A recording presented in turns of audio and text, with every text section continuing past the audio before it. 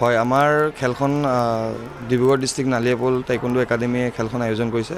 প্ৰথমটো inter district open টাইকোণ্ডো championship. ইয়াতে আমাৰ PUE বুলি এটা ৱেইট আছে, যিবিলাক আণ্ডাৰ 8 years হয়। তাৰ পৰা ছাব জুনিয়ৰ আৰু জুনিয়ৰ খেল হৈছে। কেডেট জুনিয়ৰ আমাৰ 4টা কেটেগৰীত হৈছে, ছিনিয়ৰটো বাদ দি। ইয়াতে আমাৰ প্ৰায় 300 to 400 পাৰ্টিচিপেণ্টছ হৈছে।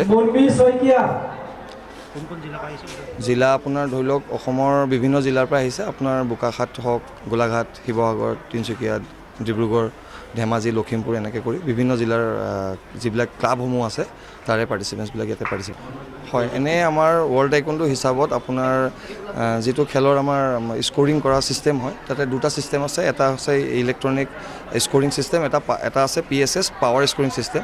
বৰ্তমান আমাৰ ইয়াতে ইলেক্ট্ৰনিক স্ক'ৰিং ছিষ্টেম লগোৱা হৈছে, যিহেতু এখন আধুনিক অসমত আমি আছোঁ বৰ্তমান 2025 চন।